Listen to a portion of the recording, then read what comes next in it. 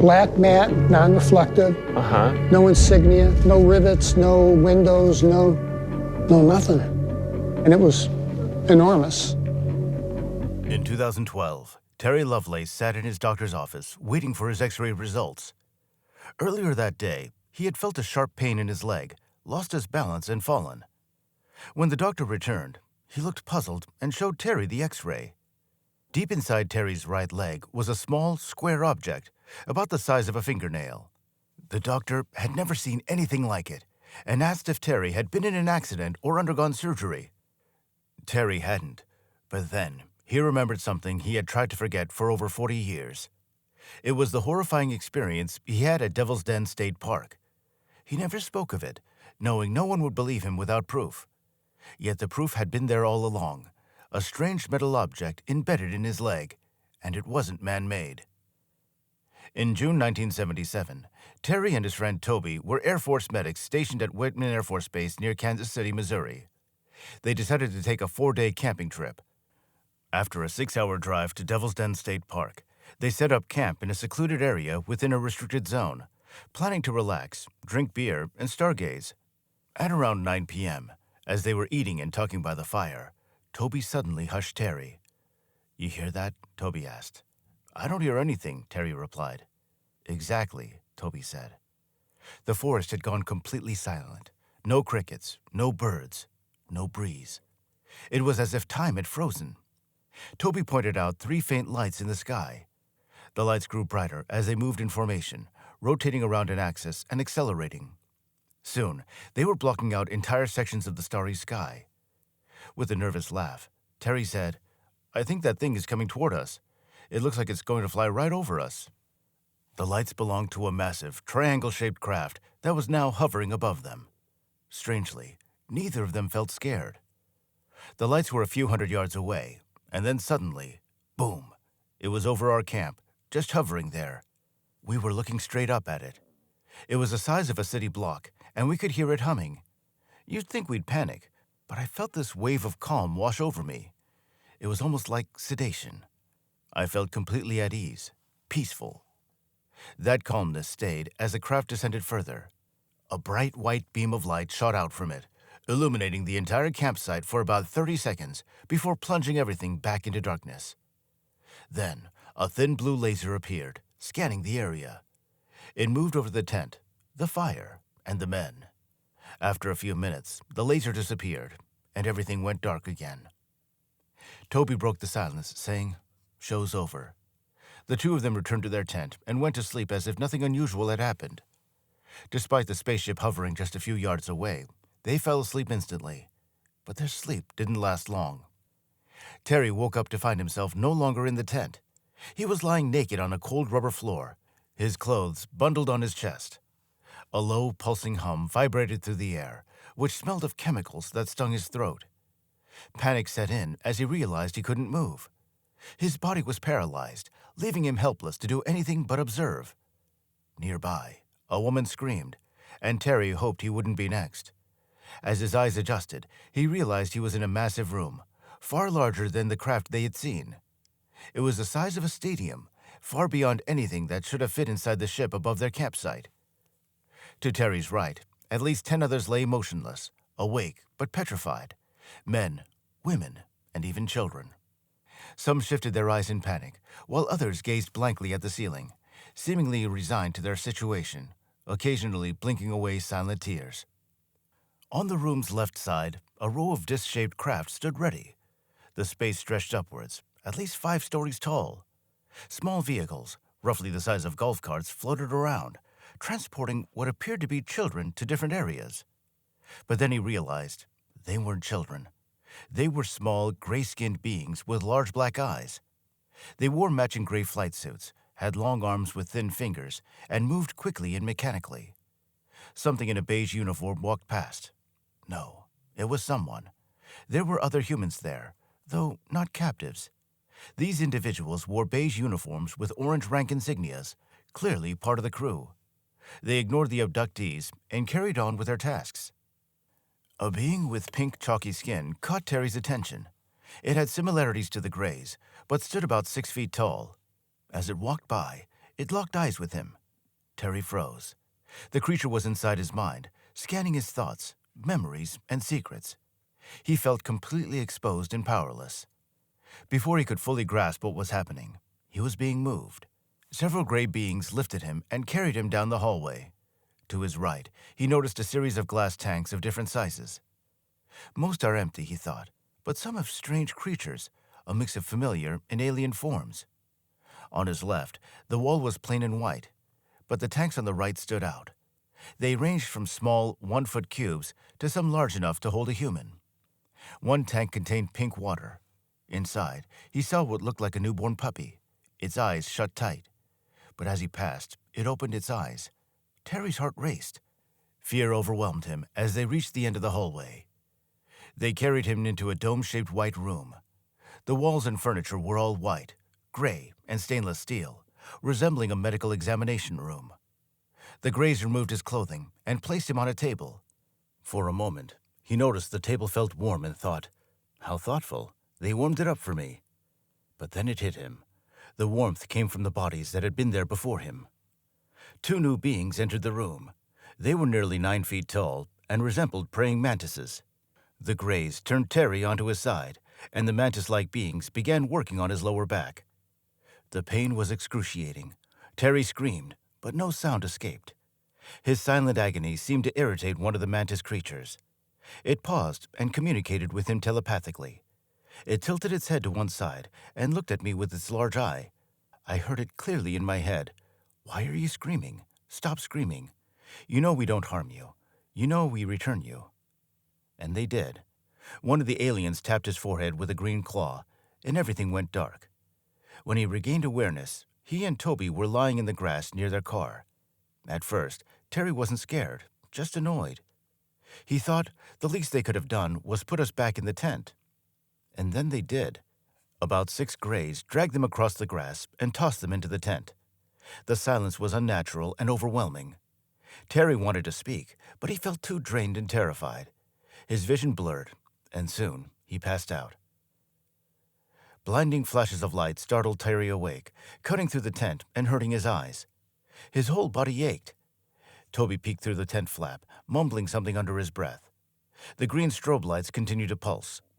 Terry noticed his watch had stopped at midnight, but the clock in the tent showed 3 a.m. He reached for his flashlight, but Toby grabbed it, whispering for him to stay quiet. That's when Terry realized Toby had been crying. Then came the sound of footsteps and rustling around the camp. They froze, listening intently. When the noise stopped, they cautiously looked outside. What they saw made Terry's heart race. A massive craft hovering above the meadow. It was as large as an office building tipped on its side, with small windows showing figures moving inside. Below the craft, a dozen children were wandering around. "Those aren't children," Toby whispered. "Not kids. Not human. They took us. They hurt us." Toby began to cry again. Terry was confused, but then the images hit him. A bright room, small creatures, a giant insect, medical instruments, and an overwhelming sense of pain. He forced the memories away, trying not to panic. A white column of light shot down from the craft, and the figures disappeared into it. The ship rose above the meadow, rotated slightly, and sped off over the horizon without making a sound. Toby let out a deep breath he had been holding. His face was swollen and sunburned. That's when Terry realized he was burned too, and both of them were covered in welts that looked like bug bites. They rushed to their car, abandoning their campsite. Devil's Den faded into the rearview mirror as they sped away. Back at the base, Terry dropped Toby off at his house, watching him stumble inside, dazed. When Terry got home, his wife immediately took him to the medical clinic. He told the staff everything. Everything except what happened between 9 p.m. and 3 a.m. He knew if he shared the full story, they'd label him as delusional. The clinic confirmed his sunburn was actually radiation burns using a Geiger counter. His clothes had been taken and sealed in a biohazard bag. The next 2 days passed in a haze. Then, on the 3rd night, there was a knock at the door. A nurse opened it, and 2 men entered, flashing badges. They wore dark suits and somber expressions. They identified themselves as OSI agents from the Air Force Office of Special Investigations. They needed to speak with Terry, alone. Terry sat upright in his hospital bed, staring at the tape recorder in front of him. His mind was reeling. At just 22 years old, he had experienced the most harrowing event of his life. And now, two OSI agents were standing in his room. One of them, a major, was barking commands at him. They wanted to know what Terry had seen that night. He mentioned the lights in the sky, but stopped there. Yet he had a sinking feeling they already knew more, which deeply unsettled him. Could the Air Force have been involved? A sudden image flashed through his mind. Humans in military uniforms working with aliens aboard a spacecraft. They knew. The government knew. The major's voice snapped him back to reality. "Do you understand, Sergeant?" Terry nodded slowly as the major recited Article 31 of the UCMJ, the Uniform Code of Military Justice, the military's equivalent of being read his rights. Terry could only muster a quiet, "Yes, sir." He was pressured into signing a waiver that gave OSI agents permission to search his home and car. But in truth, the searches had already started. One agent, visibly angry, got inches from Terry's face, accusing him of withholding information. The agent insisted they knew Terry and his friend Toby had witnessed more than just lights at Devil's Den. Terry refused to admit anything, especially about the abduction. Initially, Terry had feared being sent to a psych ward. Now he feared being sent to jail. He stuck to his story about the lights and hoped Toby would do the same. Frustrated, the agents snatched their tape recorder, threw a business card on the bed, and forced Terry to sign more papers without letting him read them. Before leaving, they ordered him never to speak about the lights or the incident again. If he remembered anything else, he was to contact them immediately. The final order was clear. He could never contact Toby again, for any reason. Not long after, Toby was transferred to a base in Japan, and the two never spoke again. The trauma of the abduction and interrogation left Terry resolute in his silence. He shared nothing, not with friends, family, or even his wife. Instead, he tried to bury the memory of Devil's Den. Over time, the details faded, but the PTSD remained. Despite everything, Terry built a successful career as a lawyer and assistant attorney general. He got married, started a family, and outwardly led a normal life. But in 2012, everything changed when he saw an X-ray of his leg. He decided to have the implants removed and share his story, but he was warned it could be incredibly dangerous. Surprisingly, the threat didn't come from the government. It came from someone far more dangerous. Terry Lovelace's outspoken discussion of his 2012 implant discovery, supported by X-rays, brought credibility to his claims. It also attracted some unwanted attention. In 2017, he fell asleep and suddenly found himself sitting in his living room. Across from him was a woman about 4 feet tall with light brown hair. At first, she looked like a petite Asian woman, but something felt off. Her hair was clearly a wig, and she wasn't human. Then Terry remembered something. Years earlier, his wife had woken up to see a small figure with large eyes standing at the foot of their bed. A calm voice in her mind had said, "Do not be afraid. Go to sleep." At the time, she thought it was just a dream. It wasn't. Now, that same figure was sitting in Terry's living room. He recognized her. She wasn't entirely human, but she wasn't fully alien either. His first thought was that he didn't like her wig. Her lips never moved, but Terry heard her voice in his mind. "So you don't like my hair? It's the same as last time. I always wear it this way, you know that." Suddenly, memories began flooding back. This wasn't the first time Terry had encountered her. He realized he'd been abducted many times, starting when he was just 8 years old. He remembered being aboard a ship with other children in a space resembling a daycare room. The children were tasked with arranging colored blocks and tiles, though Terry didn't know why. They were also given small objects, like cubes or balls, to move with their minds, testing their psychic abilities. Throughout these experiences, the woman was always present, watching over the children. Some days, however, the children were subjected to painful medical procedures. Much like Terry's experience at Devil's Den, they were paralyzed, observing small gray beings performing tasks around the ship.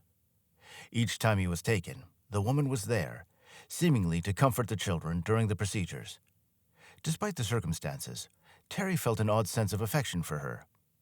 "Yes, Terry, I'm that woman. No, you won't be taken tonight. There will be no more examinations, I promise." She helped him process his memories. He saw himself on a spacecraft on the far side of the moon, overlooking a sprawling city where humans lived and worked. They were mining something. Yes, there are humans living and working on your moon. They've been there for generations and have never been to Earth. Their work involves collecting and processing rocks. It's crucial work.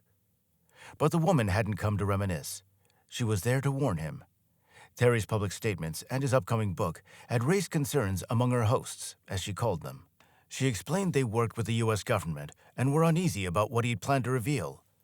Terry wanted to share his experiences, and the woman could sense this. You've seen things that are important to both your government and my hosts. You don't understand the significance of your memories, so you can't know which ones must remain secret. Your government will not allow you to speak on these things. The woman warned of consequences if he continued.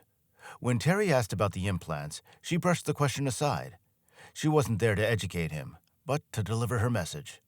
The devices serve many purposes. The concern is that if disclosed, they will validate your claims. Your government will not permit this. I can't erase your memories without harming you, and I won't do that.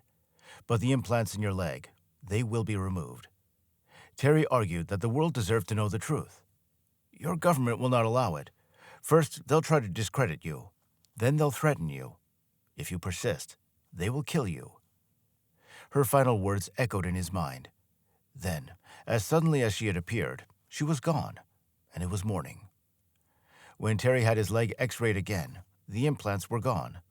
Only 2 tiny wires remained where the devices had been. The petal-shaped implants and microchip had vanished, without any incision or scar. For 40 years, Terry unknowingly carried physical evidence of his abduction. Just as he prepared to share it, the proof disappeared.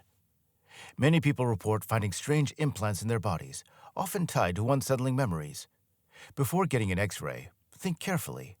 Alien abductions may not leave physical scars, but the mental scars are real. Most abductees have no awareness of their experiences. According to Terry Lovelace, those people are the lucky ones. Terry has been sharing his story since 2012, through interviews, public talks, and 2 books. Over the years, his story has stayed largely consistent. Skeptics note that new details have emerged in later interviews, but Terry explains these as resurfacing memories. What makes his account compelling is his ordinary life. He's a family man and a successful professional. Additionally, he wasn't alone at Devil's Den. His friend Toby was there. Or was he? It turns out Toby was a pseudonym Terry used to protect his friend's identity. The real Toby passed away in 2007, leaving the story entirely in Terry's hands. There's also the X-ray of Terry's leg. Some argue the implant could be a radiopaque object on the surface of his skin, not embedded inside. The wires and microchip aren't visible in a side view, suggesting they may not have been implanted. Maybe. Possibly. Most so-called alien artifacts have plausible explanations. When foreign objects, like splinters, get stuck in the skin, the body forms a membrane around them to prevent infection. A similar case happened to Whitley Strieber, another well-known abductee, whose implant turned out to be cartilage. Does this mean people are lying? Not necessarily. Many abduction experiences can be attributed to hypnagogic hallucinations, vivid episodes during the transition between wakefulness and sleep. These can feel incredibly real. While this explains many abduction stories, it doesn't account for all of them. If a story can't be debunked, I choose to believe it. But ultimately, it's for you to decide. We can all agree on one thing. The government is hiding something. Proof that we're not alone. We keep empowering those hiding the truth by fighting wars, overthrowing governments, and supporting dictators. What frustrates me most is that we let the deception continue because the leaders we elect are cowards. But I'm not surprised. Leaders who challenge the military intelligence complex don't last. They're silenced through ridicule, media blackouts, threats, or worse. When the next brave politician steps up, they'll face attacks from all directions. It's up to us to protect them, stand by them, and support them. If you're going to back a brave politician, you'd better be ready. I wish that weren't the case, but it is. It's deeply sad. America is a country built on lies and secrecy, led by cowards who serve the military intelligence complex, not the people. And we can change the system, but we have to do it together. Those in power want us divided and distracted, fighting amongst ourselves. But our real enemies aren't our neighbors with different political views. They're not nations with different ideologies. Our enemies are right here. We know who they are, and it's time to hold them accountable. But to do that, we must unite. We must set aside our differences and focus on the one issue that truly matters, the truth. Thank you so much for watching. Please like this video and subscribe to our channel.